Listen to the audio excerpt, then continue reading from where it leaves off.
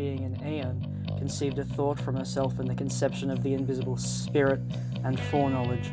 She wanted to bring forth a likeness out of herself without the consent of the spirit he had not approved, and without her consort, and without his consideration.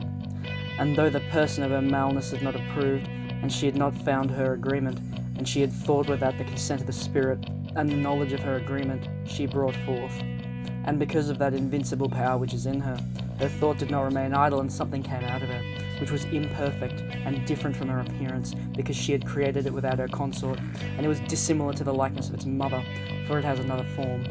And when she saw the consequences of her desire, it changed into a form of a lion-faced serpent, and its eyes were like lightning fires which flash. She cast it away from her outside that place, that no one of the immortal ones might see it, for she had created it in ignorance, and she surrounded it with a luminous cloud.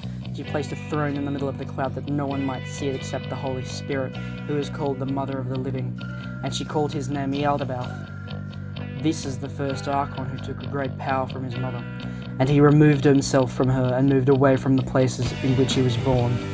He became strong and created for himself other aeons with a flame of luminous fire which exists now, and he joined with his arrogance, which is in him, and begot authorities for himself. The sixth one is Cain, whom the generations of men call the sun. The seventh is Abel, and he placed 7 kings, each corresponding to the firmaments of heaven, over the 7 heavens, and fire over the depths of the abyss, that they may reign. And he shared his fire with them, but he did not send forth from the power of the light which he had taken from his mother, for he is ignorant darkness. And when the light had mixed with the darkness, it caused the darkness to shine. And when the darkness had mixed with the light, it darkened the light, and it became neither light nor dark, but it became dim.